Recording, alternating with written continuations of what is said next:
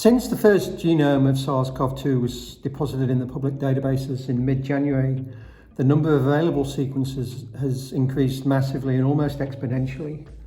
Whilst SARS-CoV-2 is actually contains quite a stable genome and is much less variable than influenza, over time a series of variants have arisen which are defined by conserved amino acid changes, mostly in the spike and ORF1 region.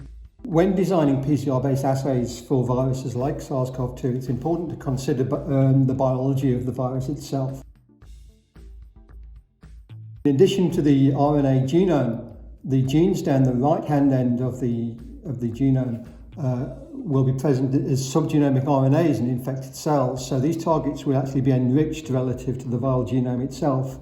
However, these genes are quite often more variable and therefore we consider that probably the more stable genes down the left-hand end of the genome are more suitable targets for PCR-based assays. Irrespective of the target chosen for your PCR-based assay, and despite the fact that SARS-CoV-2 is actually quite a highly conserved virus, it's essential that polymorphisms in primer binding sites are constantly monitored, particularly those towards the ends of primers which are likely to affect PCR amplification.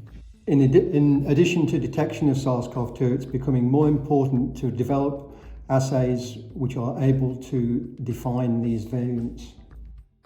Given the emergence of locally and globally dominant variants of SARS-CoV-2 which are defined by specified mutations, it's important to be able to have assays which will actually be able to detect these mutations, preferably ones which can be multiplexed with the SARS-CoV-2 detection assays themselves.